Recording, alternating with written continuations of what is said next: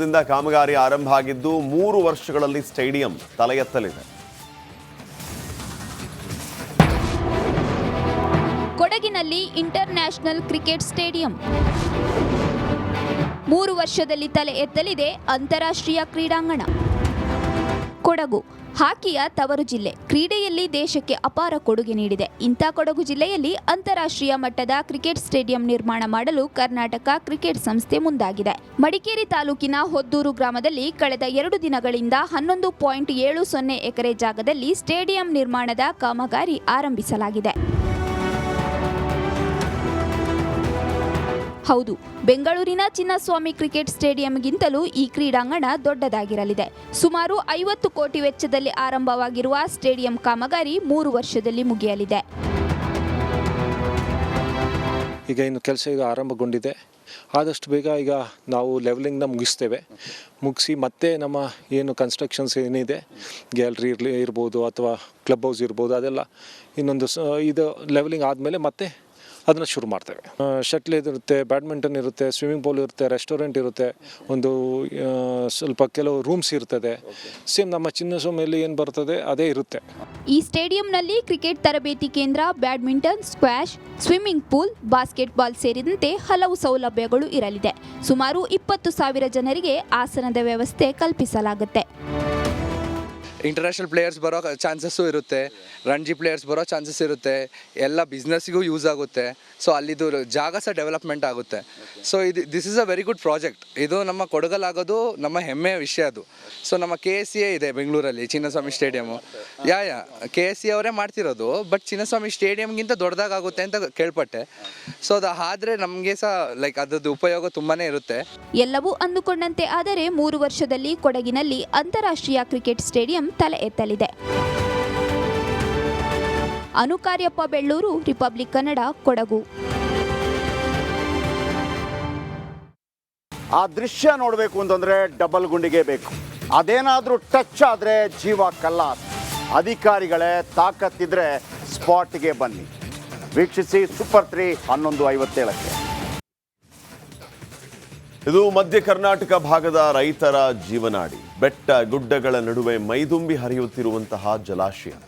ಈ ಜಲಾಶಯವನ್ನ ಅಭಿವೃದ್ಧಿಪಡಿಸಿ ಪ್ರವಾಸೋದ್ಯಮ ತಾಣವನ್ನಾಗಿ ಮಾಡುವಂತೆ ಕೂಗು ಕೇಳಿ ಬರ್ತಾ ಇದೆ. ಈ ಕುರಿತ ಒಂದು ರಿಪೋರ್ಟ್ ಇಲ್ಲಿದೆ. ಮಧ್ಯ ಕರ್ನಾಟಕದ ಜೀವನಾಡಿ ಭದ್ರಾ ಡ್ಯಾಂ. ಡ್ಯಾಂ ಅಭಿವೃದ್ಧಿಗೆ ಮುಂದಾಗುತ್ತಾ ಸರ್ಕಾರ. ಪ್ರವಾಸಿ ತಾಣವಾಗಿಸಲು ರೈತರ ಕೂಗು. ಮಲೆನಾಡು ಶಿವಮೊಗ್ಗ ಜಿಲ್ಲೆ ಪ್ರವಾಸಿಗರ ನೆಚ್ಚಿನ ತಾಣಗಳಲ್ಲಿ ಒಂದಾಗಿದೆ. ಅದರಲ್ಲೂ ವಿಶ್ವವಿಖ್ಯಾತ ಜೋಗ ಜಲಪಾತ, ರಾಷ್ಟ್ರಕವಿ ಕುವೆಂಪು ಅವರ ಕುಪ್ಪಳ್ಳಿ ಸೇರಿದಂತೆ ಅನೇಕ ಪ್ರಸಿದ್ಧ ಪ್ರವಾಸಿ ತಾಣಗಳು ಪ್ರವಾಸಿಗರನ್ನ ಕೈಬೀಸಿ ಕರೆಯುತ್ತಿದೆ.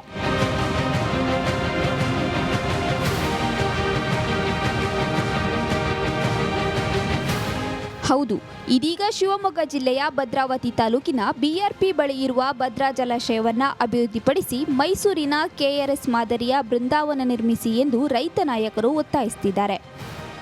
ಕಾವೇರಿ ಯಾವ ರೀತಿ ಇದೆಯೋ ಅದೇ ರೀತಿ ಬೃಂದಾವನ ಇಲ್ಲಿ ಮಾಡಬೇಕು ಅಂತೇಳಿ ಹಿಂದಿನ ಸರ್ಕಾರಕ್ಕೆ ಒಂದು ಯೋಜನೆಯನ್ನು ತಯಾರು ಮಾಡಿ ನಮ್ಮ ಇಲಾಖೆಯಿಂದ ಕಳಿಸಿದ್ದು ಆಗಿದೆ. ನಾವು ಮತ್ತೆ ಒತ್ತಾಯ ಮಾಡ್ತೀವಿ. ಈ ಜಲಾಶಯದ ಸೌಂದರ್ಯವನ್ನು, ಮಲೆನಾಡಿನ ಸೌಂದರ್ಯವನ್ನು ವೃದ್ಧಿ ಮಾಡಲಿಕ್ಕೆ, ಪ್ರವಾಸೋದ್ಯಮವನ್ನು ವೃದ್ಧಿ ಮಾಡಲಿಕ್ಕೆ ಭದ್ರಾ ಜಲಾಶಯದ ವ್ಯಾಪ್ತಿಯ ಬಫರ್ ಝೋನ್ ಜಾಗವನ್ನು ಬಳಸ್ಕೊಂಡ್ರೆ ಅತ್ಯಂತ ದೊಡ್ಡ ಹೆಸರು ಕರ್ನಾಟಕ ಸರ್ಕಾರಕ್ಕೆ ಮತ್ತು ಭಾರತ ಸರ್ಕಾರಕ್ಕೆ ಬರ್ತದೆ. ಈ ಬೇಡಿಕೆ ಇಂದು ನಿನ್ನೆಯದಲ್ಲ, ಅನೇಕ ವರ್ಷಗಳಿಂದ ಕೇಳಿ ಬರ್ತಿದೆ. ಈ ಹಿಂದಿನ ಸರ್ಕಾರಗಳು ಕೂಡ ಪ್ರವಾಸೋದ್ಯಮ ತಾಣವಾಗಿಸಲು ವಾಗ್ದಾನ ನೀಡಿದ್ವು, ಆದರೆ ಈವರೆಗೂ ಆಗಿಲ್ಲ. ಭದ್ರಾ ಜಲಾಶಯ ಸುತ್ತಮುತ್ತಲಿನ ಸೌಂದರ್ಯ ಕಣ್ಣು ಕುಕ್ಕುವಂತಿದೆ. ಜಲಾಶಯದ ಮುಂಭಾಗದಲ್ಲಿ 100 ಎಕರೆ ಬಫರ್ ಝೋನ್ ಪ್ರದೇಶವಿದೆ. ಹೀಗಾಗಿ ಪ್ರವಾಸಿ ತಾಣವಾಗಿಸಲು ಸೂಕ್ತ ಸ್ಥಳ ಎಂದು ಸ್ಥಳೀಯರು ಹೇಳ್ತಿದ್ದಾರೆ. ಈ ಭಾಗವನ್ನು ಸುಂದರ ಒಂದು ಉದ್ಯಾನ ತಾಣವನ್ನಾಗಿ ಮಾಡಿ, ಒಂದು ಭದ್ರಾ ಜಲಾಶಯ ಸುತ್ತಲೂ ಇರತಕ್ಕಂಥ ಎಲ್ಲ ಪ್ರದೇಶಗಳನ್ನು ಅಭಿವೃದ್ಧಿಪಡಿಸಿ ಇದೊಂದನ್ನು ಟೂರಿಸ್ಟ್ ಸ್ಪಾಟ್ನಾಗಿ ಮಾಡಿ, ಪ್ರವಾಸೋದ್ಯಮ ತಾಣವನ್ನಾಗಿ ಮಾಡಿದರೆ ಇದು ವಿಶ್ವದಲ್ಲೇ ಎಲ್ಲ ಕಡೆಯೂ ಗಮನ ಸೆಳೆಯುವಂಥ ಒಂದು ತಾಣ ಆಗುತ್ತೆ ಅನ್ನೋ ನಮ್ಮ ಎಲ್ಲ ರೈತ ಬಾಂಧವರ ಅನಿಸಿಕೆ. ಹಾಗೂ ಅಪಾಯವನ್ನು ತಪ್ಪಿಸಿ ಭದ್ರತೆಯನ್ನು ಭದ್ರತೆಯನ್ನು ಹೆಚ್ಚಿಸುವಂಥ ಕೆಲಸ ಮಾಡಬೇಕು ಅಂತಂದು ಹೇಳಿ ಮುಂದಿನ ದಿನಗಳಲ್ಲಿ ಭದ್ರಾ ಜಲಾಶಯವನ್ನ ಪ್ರವಾಸಿ ತಾಣವಾಗಿಸಲು ಸರ್ಕಾರ ಮುಂದಾಗುತ್ತಾ ಎಂಬುದನ್ನು ಕಾದು ನೋಡಬೇಕಿದೆ. ಪವಿತ್ರ ಗೌಡ ಬೇಲ್ಗಾಗಿ ಹರಸಾಹಸ ಪಡ್ತಾ ಇದ್ದಾರೆ. ಇವತ್ತು ಪವಿತ್ರ ಗೌಡ ಪರ ವಕೀಲ ಟಾಮಿ ಸೆಬಾಸ್ಟಿಯನ್ ವಾದ ಮಂಡಿಸೋ ಸಾಧ್ಯತೆ ಇದ್ದು ಬೇಲ್ ಭವಿಷ್ಯ ಗೊತ್ತಾಗ್ಲಿಕ್ಕಿದೆ.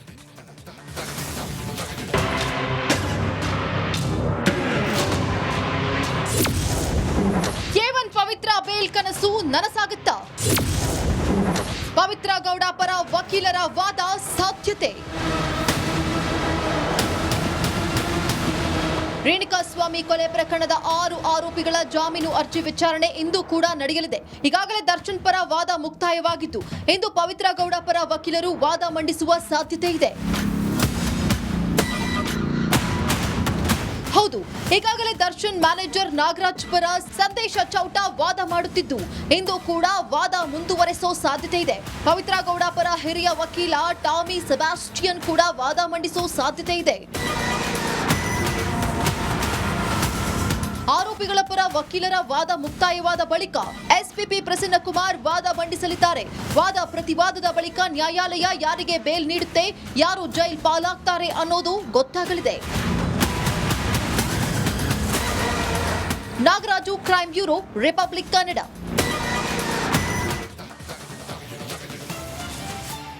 ಪಿಜಿಎಸ್ ಆಸ್ಪತ್ರೆಯಲ್ಲಿ ಚಿಕಿತ್ಸೆಯನ್ನ ಪಡಿತಾ ಇರೋ ದರ್ಶನ್ ಫಿಸಿಯೋಥೆರಪಿಯಿಂದಾನೇ ಚೇತರಿಸಿಕೊಳ್ತಾ ಇದ್ದಾರಂತೆ. ಹಾಗಾದ್ರೆ ಸಿವಿಯರ್ ಬ್ಯಾಕ್ ಪೇನ್ ಅಂತ ಮಧ್ಯಂತರ ಜಾಮೀನನ್ನ ಪಡೆದಿರೋ ದರ್ಶನ್ಗೆ ಸರ್ಜರಿಯ ಅಗತ್ಯವೇ ಇಲ್ವಾ? ಆಪರೇಷನ್ ಬಗ್ಗೆ ವೈದ್ಯರು ಹೇಳಿದೇನು? ಇಲ್ಲಿದೆ ಕಂಪ್ಲೀಟ್ ರಿಪೋರ್ಟ್.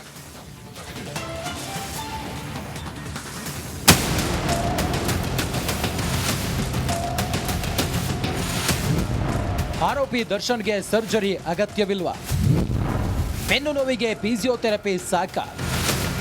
ಬಿಜಿಎಸ್ ಆಸ್ಪತ್ರೆಯಲ್ಲಿ ಚಿಕಿತ್ಸೆ ಪಡೆಯುತ್ತಿರುವ ದರ್ಶನ್ ಜಾಮೀನಿನ ಟೆನ್ಷನ್ನಲ್ಲೇ ದಿನ ದುಡ್ತಿದ್ದಾರೆ. ಈ ಮಧ್ಯೆ ದರ್ಶನ್ಗೆ ಮತ್ತೊಂದು ತಲೆನೋವು ಶುರುವಾಗಿದೆ. ಬೆನ್ನು ನೋವಿನ ಕಾರಣಕ್ಕೆ ಮಧ್ಯಂತರ ಜಾಮೀನು ಪಡೆದು ಆಸ್ಪತ್ರೆ ಸೇರಿರೋ ದರ್ಶನ್ಗೆ ಸರ್ಜರಿಯೇ ಅಗತ್ಯವಿಲ್ಲ ಎಂದು ವೈದ್ಯರು ಸಲಹೆ ನೀಡಿದ್ದಾರೆ ಎಂದು ಹೇಳಲಾಗ್ತಿದೆ.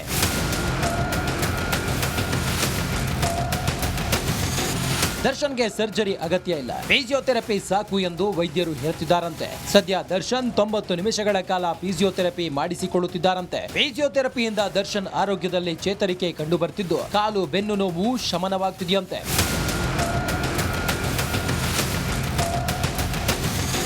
ಫಿಸಿಯೋಥೆರಪಿಯಿಂದ ಬೆನ್ನು ನೋವು ಕಡಿಮೆಯಾಗ್ತಿರೋದ್ರಿಂದ ಸರ್ಜರಿ ಬೇಡ ಎಂದು ವೈದ್ಯರು ಹೇಳ್ತಿದ್ದಾರೆ ಅನ್ನೋ ಮಾಹಿತಿ ಬಹಿರಂಗವಾಗಿದೆ. ಮತ್ತೊಂದು ಕಡೆ ದರ್ಶನ್ ಬೇರೆ ಆಸ್ಪತ್ರೆಗೆ ಶಿಫ್ಟ್ ಆಗೋ ಬಗ್ಗೆಯೂ ಯೋಚಿಸುತ್ತಿದ್ದಾರಂತೆ.